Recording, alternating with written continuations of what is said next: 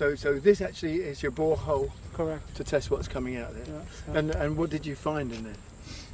Yeah, what we find was surprisingly low values, for instance, for nitrogen and also the E. coli bacteria and Enterococci were much lower than expected. So which were around about?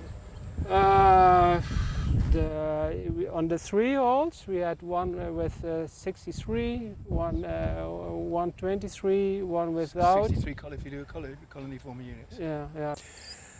This borehole is approximately 5 meters deep, and the assumption was, of course, that at that depth we would get a clear indication. As Rita Peachy pointed out, there is no clear indication, and we're all shooting in the dark.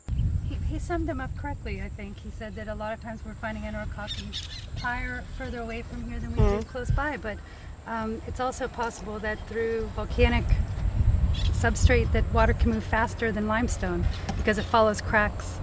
So it's possible that the water from here is moving quickly somewhere else. So until we know how the water is moving, we're all shooting in the dark. The idea that any of this pollution would leach directly into it in a horizontal way is just that. It's just a guess.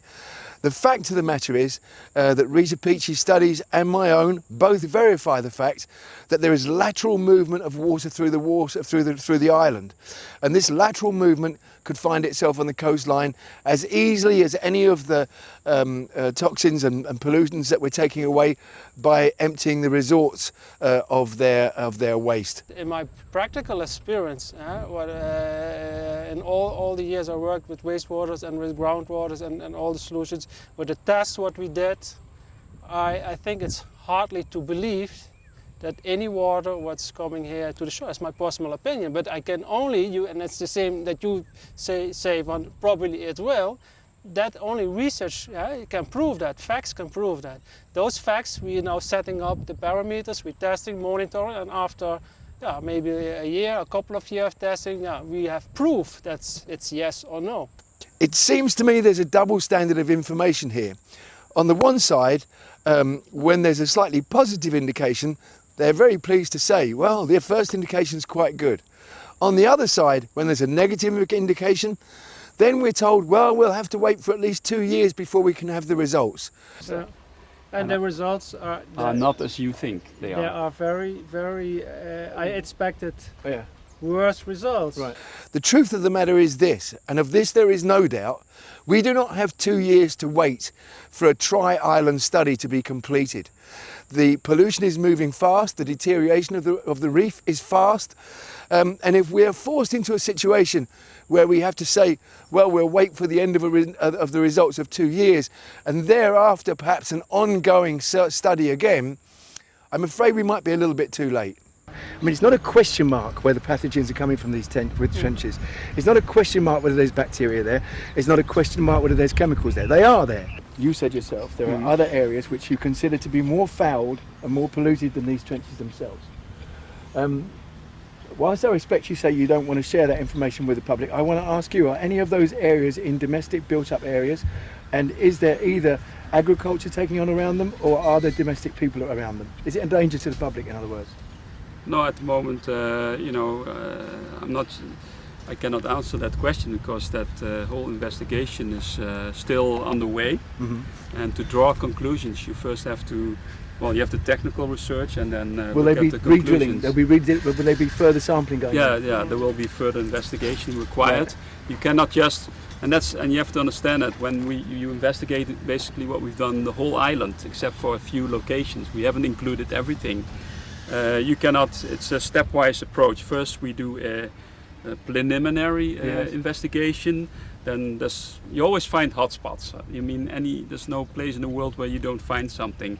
And then you do further investigation and monitoring.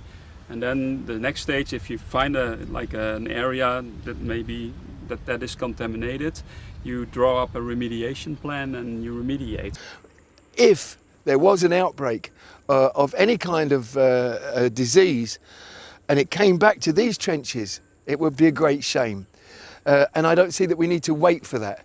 As I said before, and I say again, simple fencing around the outside of this perimeter to keep animals out would be a great step forward, and starting to work on what we can do to clean these trenches up would be an immense step forward, which would definitely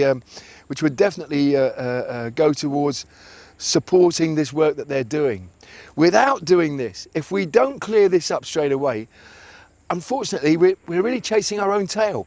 And as we've all decided, you know, without real knowledge, nobody's going to do anything. We can't afford to wait for the real knowledge. It's there now. How much more proof do we need? This is indeed the start-up phase for this plant here. And while we're in that start-up phase, adjusting the values, etc., the water's going straight through here to this is in fact the other side of the trench where we're just shooting, until we can get the values correct for Jan Jaap to be able to use it in his agricultural plan. This is exactly what's happening. Starting here is a sustainable agriculture project, and we're going to use the water, the cleaned water from the sewage plant. We're going to start here with an agriculture project of 17 hectares. We are here now, we're starting with this project this year, and next year we're going to go to more those sites. Yeah. And this crop will grow in 8 weeks, a snel-growing, fast-growing sorghum. And we harvest it at 8 weeks, then we have a lot of protein in the crop.